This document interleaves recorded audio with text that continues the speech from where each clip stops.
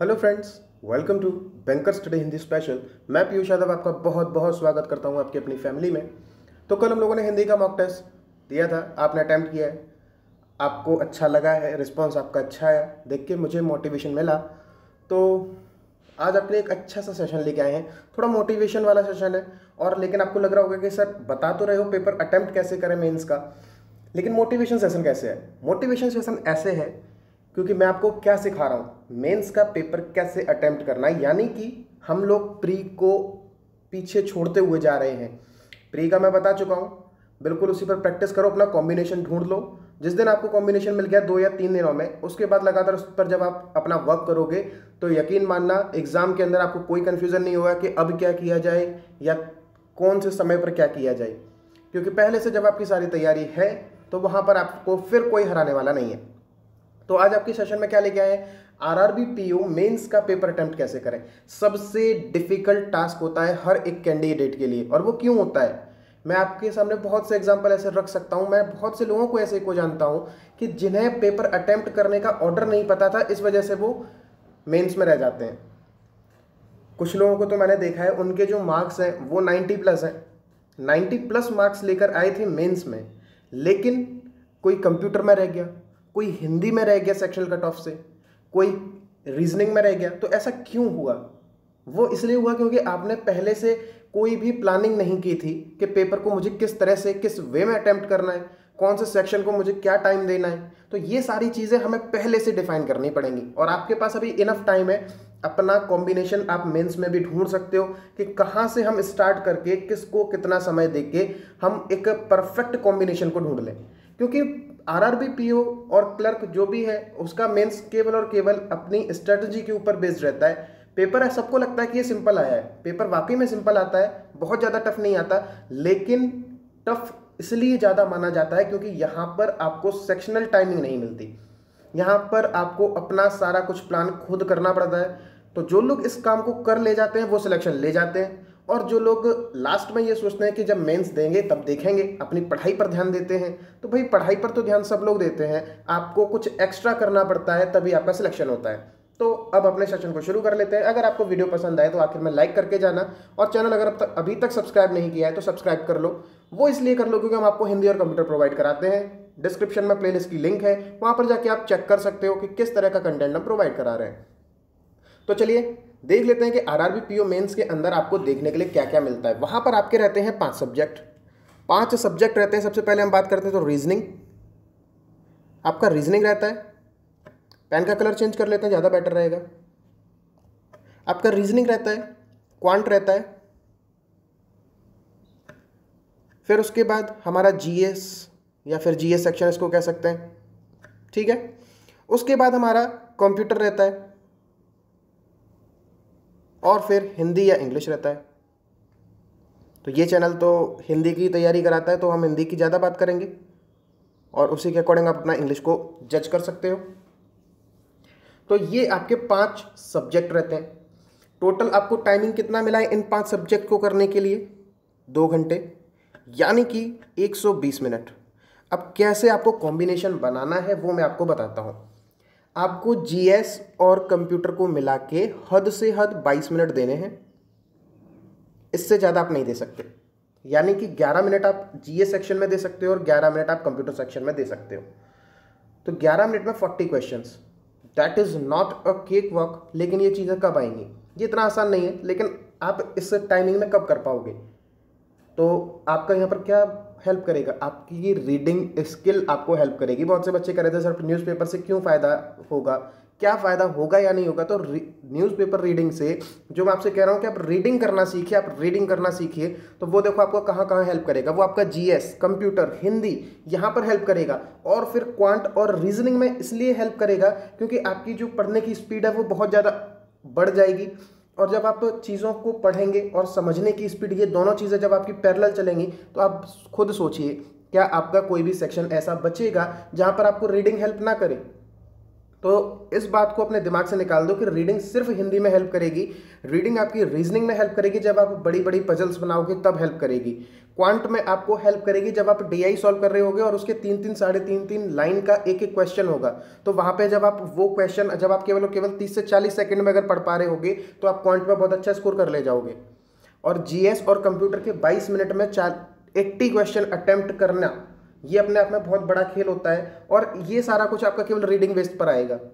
तो आपकी रीडिंग सबसे बेस्ट रहने वाली है, वो हिंदी आपकी करा देगी अगर आप हिंदी को फॉलो कर रहे हो। इंग्लिश में अगर आप रीडिंग करते हो तो आप इंग्लिश में कर सकते हो। दोनों ही लैंग्वेज आपकी ऊपर नीचे लिखी रहती हैं, तो जिस भी लैंग्वेज में आप कंफर्टेबल हो उस लैंग्वेज में आप पेपर दीजिए, उसमें आपको कोई भी दिक्कत नहीं होने वाली। तो ये तो बात हो गई आपकी जीएस और कंप्यूटर की, ठीक है। जीएस और कंप्यूटर का मिला के आपको सिर्फ 22 मिनट देना है, आप जैसे चाहो वैसे दे लो। अगर ऐसा जीएस में 40 क्वेश्चन अटेम्प्ट करने के लिए 11 मिनट इनफ हो जाते हैं। मेरा 9 मिनट में हुआ था, ये मैं आपको पहले ही बता देता हूँ। 9 मिनट के अंदर मैं जीए का पूरा सेक्शन घूम गया था और 40 क्वेश्चन मैंने अटेम्प्ट, मतलब ये देख लिए थे कि 40 क्वेश्चन कौन कौन से आए हैं और हमें उसमें से कौन से आ रहे हैं। फिर जब बात आई थी कंप्यूटर की, तो कंप्यूटर इस बार इतना लेंदी उन्होंने क्वेश्चन पूछे थे कि मैं कुछ लोगों को जानता हूं कि उन लोगों ने क्या किया था कि हर साल की तरह वो ट्रेंड समझ रहे थे, कंप्यूटर तो आएगा, वह एक 1 लाइनर के क्वेश्चन आएंगे। तो उन्होंने लास्ट में कंप्यूटर के लिए 5 मिनट छोड़े और 5 मिनट में वो सेक्शनल कट ऑफ करने लायक भी पेपर नहीं कर पाए थे। और ये सब क्यों हुआ? क्योंकि उनकी रीडिंग स्किल अच्छी नहीं होगी और लास्ट में फिर प्रेशर जब आप पर बहुत बनता है तो फिर आप कंप्यूटर उतना नहीं कर सकते हैं। तो क्या हमारा सबसे पहले तो वे ऑफ अटेम्प्ट रहने वाला है, वो मैं आपको बता देता हूँ, और कितनी कितनी टाइमिंग आप उसे देने वाले हो उसको भी थोड़ा सा डिस्कस कर लेते हैं।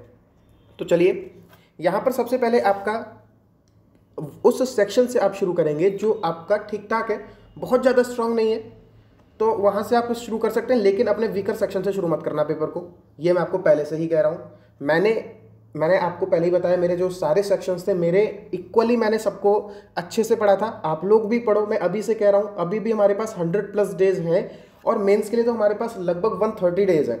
तो आप लोग अभी से अपनी पूरी तैयारी करो, मेरी बात को समझ लो और अच्छी तरीके से अपनी तैयारी करो। आप पाँचों के पाँचों सेक्शन में इक्वली कंफर्टेबल होकर एग्जाम में जाने चाहिए। और मुझे इस चैनल पर जितने भी लोग जुड़े हैं, जो लगातार मुझे रेगुलर फॉलो कर रहे हैं, मुझे पूरा भरोसा है कि वो जब एग्जाम में जाएंगे तो उनके पाँचों के पाँचों सेक्शन एकदम इक्वली कंफर्टेबल जोन में होकर वो जाएंगे।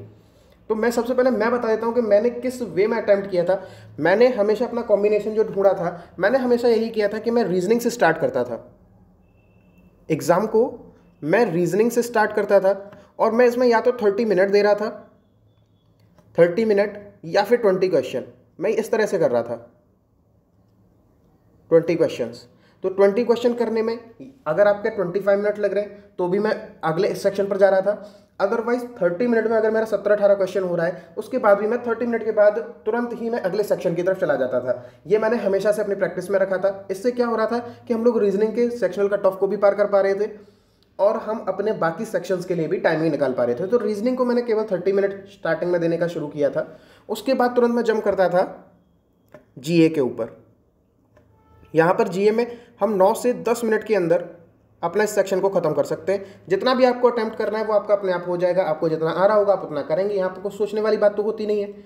9 से 10 मिनट। उसके बाद मैं जब जंप करता था, मैं करता था कंप्यूटर पे, क्योंकि ये 2 सेक्शन ऐसे हैं जिन्हें, यही 2 ऐसे सेक्शन हैं जो आपका सेक्शनल कट ऑफ का खेल बिगाड़ देते हैं। क्योंकि बच्चों को लगता है कि ये तो बहुत जल्दी कर लेंगे तो लास्ट के लिए छोड़ देते हैं, और ये फिर बाद में इतना प्रेशर आ जाता है कि इसके क्वेश्चन में क्या पूछा जा रहा है वो भी आप समझ नहीं पाते। तो कंप्यूटर को भी आप बीच में ही लीजिए और इसके लिए आप 10 से 12 मिनट दे सकते हैं, बस ये 10 से 12 मिनट इनफ हो जाएंगे कंप्यूटर के लिए। और ये आप तब कर पाओगे जब आप मेरी कंप्यूटर की सारी क्लासेस ले लोगे, क्योंकि वहाँ पर आपको बहुत डीप नॉलेज दी जा रही है। उसके बाद हम सारे MCQs भी करते हैं। एकदम से मेरे कंप्यूटर की क्लासेस को आप फॉलो कर लीजिए, आपको कोई एग्जाम में दिक्कत नहीं होगी। हम अपनी तरफ से आपको 100% दे रहे हैं सिलेबस में, और बहुत डीप नॉलेज तक भी आपको दे रहे हैं। जितनी आपके एग्जाम में रिक्वायर्ड है उतनी तो हम दे ही रहे हैं, और उससे एक्स्ट्रा नॉलेज भी आपको दे देते हैं। ठीक है, तो अगला देखते हैं। नवरात्रि का टाइम है, आपको शायद बैकग्राउंड में से कुछ वॉइसेस सुनने को मिल रही होंगी, तो क्षमा चाहते हैं, अब इसका तो हम कुछ नहीं कर सकते। फिर उसके बाद हम जंप कर देते हैं हिंदी पे। अब आप देख लीजिए, आपके पास कितना टाइम आप खर्च कर चुके हैं। अगर आप यहाँ से 30 मिनट लेते हो, 10 मिनट यहाँ से लेते हो और 12 मिनट यहाँ पर लेते हो, तो आप कितना टाइम खर्च कर चुके हो। आप 52 मिनट्स अपने ख़त्म कर चुके हो। तो अब आपके पास बचे कितने हैं, आपके पास कितने मिनट्स बचे हैं, 48 और 20, आपके पास अब बचे हैं 68 मिनट्स। ये टाइम आपके पास लेफ्ट है। और यहाँ से आप हिंदी में 22 मिनट से 25 मिनट आप दे लीजिए। लोग कहेंगे कि सर हिंदी में इतना टाइम हम क्यों दें, तो हिंदी है भाई, बच्चों वाली हिंदी नहीं आती है। आप नॉर्मली भी टाइम देंगे तो भी आपका 22 मिनट जाएगा एग्जाम के अंदर, ये आप मान के चलिए। 22 से 25 मिनट के बीच में आप दे सकते हो। तो अगर हम 25 मिनट भी इसमें मान लेते हैं, मान लीजिए आपने यहाँ पे 25 मिनट दिए हैं, तो अब आपके पास टाइम कितना रह गया, जब आप इसमें से माइनस करो तो आप 43 मिनट आपके पास बचे हुए हैं अभी भी। और ये 43 मिनट मेरा जो सबसे स्ट्रांग होल्ड जो था वो मेरा क्वांट था। तो फिर हम क्वांट पर पहुंच जाते थे, हमारे पास होते थे 43 मिनट्स, और इन 43 मिनट्स में हमेशा मेरा 30+ स्कोर रहता था। तो यहाँ पर देखिए मैं आपको बता देता हूँ, रीजनिंग में आप 20 क्वेश्चन, जीए में लगभग आप 15 क्वेश्चन मान सकते हैं। आप जीए में बहुत ज़्यादा ये मान के मत चलिए कि मैं 26 या 27 या 28 करके आऊँगा, आप मिनिमम मानिए जीए के अंदर, तभी आप अपना सारा कुछ डिसाइड कर पाओगे। 15 क्वेश्चन मानिए, इससे ज़्यादा मत मानना। मेरी आप बिल्कुल ही इस बात को गांठ बांध लो कि 15 क्वेश्चन से ज़्यादा मत मानना, क्योंकि जीए का कोई भरोसा नहीं होता वो कहाँ से आए। तो आप इसमें मिनिमम मार्क्स मानो, 15 मार्क्स बहुत होते हैं, तो इतना ही मान के चलो। अब इससे ज़्यादा मिल जाए तो वो आपके बोनस पॉइंट वहाँ काउंट होंगे, ठीक है। कंप्यूटर के अंदर आप 20 से 25 क्वेश्चन मानिए, 40 में से 20 से 25 क्वेश्चन आप इजीली कर पाएंगे कंप्यूटर के। हिंदी में आप कितना मान सकते हो, एग्जाम ओरिएंटेड मैं बता रहा हूँ। आप ये मत करना कि 40 में से 40 मॉक टेस्ट में कर लोगे, कोई दिक्कत नहीं है, मॉक टेस्ट बहुत सिंपल आता है, मॉक टेस्ट में कर लोगे। लेकिन एग्जाम में आप कितना मान के चलोगे, लगभग 25 से 28 क्वेश्चन तक, सिर्फ इतना ही मानना, इससे ज़्यादा मत मानना। इससे अगर ज़्यादा हो जाते हैं तो वो बोनस पॉइंट है, ठीक है। फिर बचता है क्वांट। मैं अपनी बात बता रहा हूँ, क्वांट मेरा क्योंकि स्ट्रॉन्ग होल्ड था तो इसमें मेरा 30+ रहता था। आप लोग कितना कर सकते हो, आप लोग मान सकते हो कि सर हमारा 20 से 22 तक तो आ सकता है, क्योंकि अगर आपको इसमें डीआई और अरिथमेटिक को आपने अच्छे से किया होगा तो आप इतना तो कर ले जाएंगे, इतना मैं अच्छे से जानता हूँ। और आपके पास लगभग 100 डेज हैं आपके प्री के लेके भी, 100+ डेज ही हैं, 105 से भी ऊपर डेज है। तो 20 से 22 क्वेश्चन आप क्वांट के अंदर वहाँ इजीली कंफर्म कर पाओगे। तो अब आप अपने मार्क्स काउंट करके देखो आप कितने ला पा रहे हो। आप रीजनिंग में 20 और जीए में 15 यानी कि 35, और यहाँ से 20 से 25 तो 11 मार्क्स यहाँ पर मान लीजिए कंप्यूटर के। तो 35 और 11 46, और यहाँ पर आप कितना मान लेंगे, 26 मार्क्स मान लेते हैं। 46 कितना मानेंगे, हाँ 46 और 6 52 और 20 72 मार्क्स, 72 मार्क्स। और लगभग यहाँ पर आप मान लीजिए अपने 20 से 22 भी अगर आप मानते हैं तो आप एक डिसेंट स्कोर कर पाएंगे 94 मार्क्स का। और मेंस के अंदर 94 मार्क्स बहुत होते हैं, ये आप सब जानते हो, 94 मार्क्स बहुत अच्छे होते हैं। अब आपको देखो कहाँ पर बोनस मिल सकता है, अब आप देखो कहाँ पर आपको बोनस मिल सकता है। अगर आप 20 से 22 क्वेश्चन कर रहे हो क्वांट के, तो कन्फर्म है आप ये 30 मिनट में निपटा रहे होगे। तो फिर आपको जो 13 मिनट एक्स्ट्रा मिल रही होंगी वो आप रीजनिंग पे जाके स्विच करो, और उन 13 मिनट में आप कम से कम एक पजल बनाओगे तो 5 क्वेश्चन आपको वहाँ से मिलेंगे या नहीं। और देखो 94 मार्क्स प्लस, अभी मैं एक चीज़ तो भूल ही गया कि क्वांट और रीजनिंग का हर एक जो मार्क होता है वो 1.25 का होता है। तो यानी कि 20 और 22 मार्क्स अगर आप लेते हैं तो 42 डिवाइड बाई 0.25, डिवाइड बाई 0.25 नहीं 1/4, या फिर 42 इंटू 0.25 आप कर लो, तो लगभग आपका 10 मार्क्स और बढ़ जाएगा, लगभग 10.5 नंबर आपके और बढ़ते हैं। तो आपका जो ओवरऑल स्कोर कितना निकल के आएगा, लगभग आप 104 के आसपास स्कोर कर रहे होंगे। इस बात को आप गारंटी करके लिखिए। मतलब मैंने क्या बताया, अगली स्लाइड पर देखते हैं। रीजनिंग में हमने कितने क्वेश्चन किए थे, रीजनिंग के अंदर हम मिनिमम स्कोर लेके चल रहे हैं अभी 20 क्वेश्चंस। फिर जीए के अंदर सर 15 क्वेश्चन, कंप्यूटर के अंदर मिनिमम 22 क्वेश्चन मान के चलिए। फिर उसके बाद हिंदी में 25 में लेते हैं, इससे ज़्यादा नहीं, चलिए 26 ले लेते हैं, क्योंकि इतना तो आप करेंगे ही करेंगे, क्योंकि लास्ट तक जब आप क्लास लेंगे हिंदी की, आपको पता है मैं कितना अच्छा कंटेंट प्रोवाइड करा रहा हूँ। बहुत से बच्चे ऐसे होंगे जो आप 30 से ऊपर भी लेके आओगे, और जिस दिन आपका रिजल्ट आउट होगा उस दिन शायद मैं बहुत खुश होऊंगा, और जब मैं आपके कमेंट पढ़ रहा होऊंगा कि सर मेरा भी सिलेक्शन हुआ है, that would be the finest moment for me. तो मैं चाहता हूँ कि आप लोग ऐसा करो। मैं हर वक्त आपको मोटिवेटेड रखूँगा, बस मेरे साथ जुड़े रहना, आपको बहुत अच्छा कंटेंट प्रोवाइड कराऊँगा। और रीजनिंग, कंप्यूटर, हिंदी, जीए की तो आपको मैं क्या कह सकते हैं, करंट अफेयर है उसकी मैं आपको वीकली पीडीएफ दे देता हूँ। उसके साथ ही आपको क्या क्या और फॉलो करना है, इस सारी बातें हम लोग एक परफेक्ट सेक्शन लेके आएंगे, उस सेशन में करेंगे और वो सेशन हम लोग लाइव करेंगे। और ये सेशन सिर्फ तब हो पाएगा जब हमारे 1000 सब्सक्राइबर होंगे। और वहाँ हम इसलिए लाइव करेंगे क्योंकि वहाँ पर आपके जितने भी डाउट हैं वो हम हाल के हाल वहीं पे सॉल्व करेंगे। तो वो सेशन हम बाद में लेके आएंगे कि कहाँ पर से आपको कितना अच्छा तैयार करने को मिलेगा। अभी आप अपनी केवल नॉलेज पर ध्यान दीजिए, डेली बेसिस पर आप करंट अफेयर तैयार करते रहिए और बाकी का अपनी नॉलेज आप इंक्रीज करते रहिए रीजनिंग और क्वांट के अंदर। फिर बात आती है क्वांट की। तो क्वांट में हम 20 मार्क्स ही मान लीजिए, आप ज़्यादा मत मानिए, ठीक है।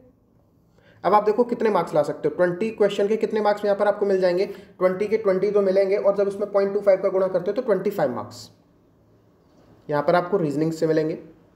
और इतना ही मार्क्स आपको मिलेगा मैथ क्वांट से, 25 मार्क्स, ठीक है। मैं तो हमेशा टारगेट बनाता था कि रीजनिंग प्लस क्वांट मिला के मेरा 50 क्वेश्चन हो जाए, मैं ये अपना टारगेट बना के चलता था। तो वही लगभग मेरा वहाँ हो भी गया था, मेरा 49 हो गया था। तो फिर जीए में आप देख लीजिए 15 मार्क्स आपके यहाँ से आएंगे,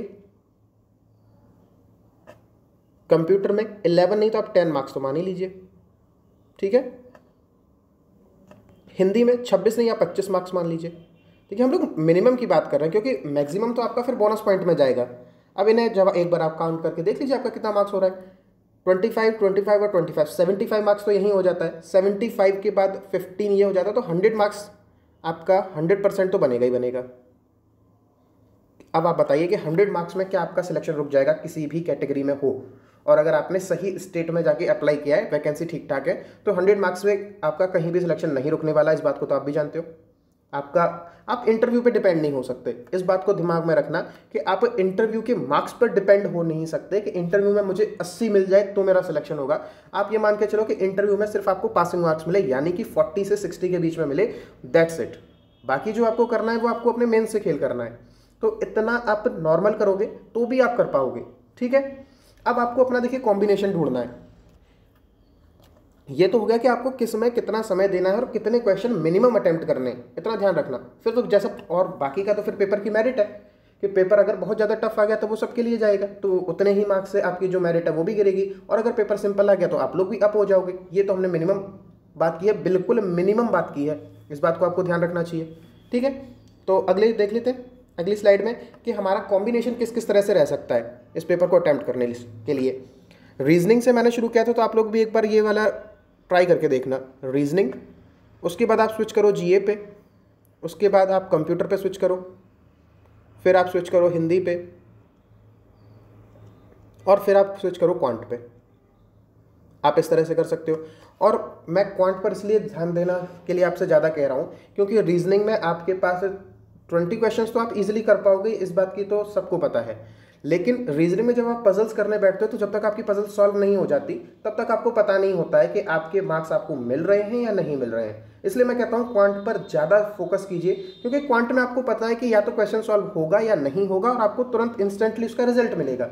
रीजनिंग में क्या होता है कि 6-7 मिनट आपने बर्बाद किए अपनी पजल पे और फिर वो कहीं गलत होगी तो आप फिर कहीं के नहीं रह जाते, आपके 7 मिनट खराब हो जाएंगे। क्वांट में आपके साथ क्या होगा कि आप 7 मिनट में, अगर आपका 1-2 मिनट खराब भी होता है तब भी आप 7 मिनट के अंदर 3 से 4 क्वेश्चन तो कर पाओगे, तो आप मतलब 5 मार्क्स लेकर आ पाओगे। लेकिन यहाँ रीजनिंग में सब कुछ चला जाता है, तो इसलिए रीजनिंग से बेटर है कि आप क्वांट को अपनी ताकत बनाओ, ठीक है। पहला कॉम्बिनेशन हमारा ये रहेगा।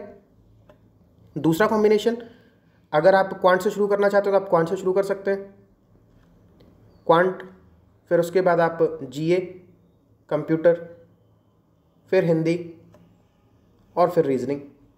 आप एक बार ये कॉम्बिनेशन ट्राई कर सकते हो।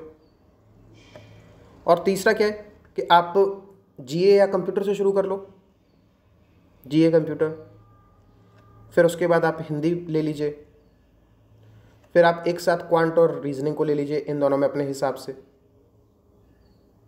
आप ये अपनी भी स्ट्रैटेजी बना सकते हो, ठीक है। और चौथा कॉम्बिनेशन क्या कर सकते हैं हम, इन 4 कॉम्बिनेशन पे आपको एक कम से कम मॉक टेस्ट दे लेना, तो आपको पता लग जाएगा कि आप किस कॉम्बिनेशन में ज़्यादा कंफर्टेबल फील कर रहे हो।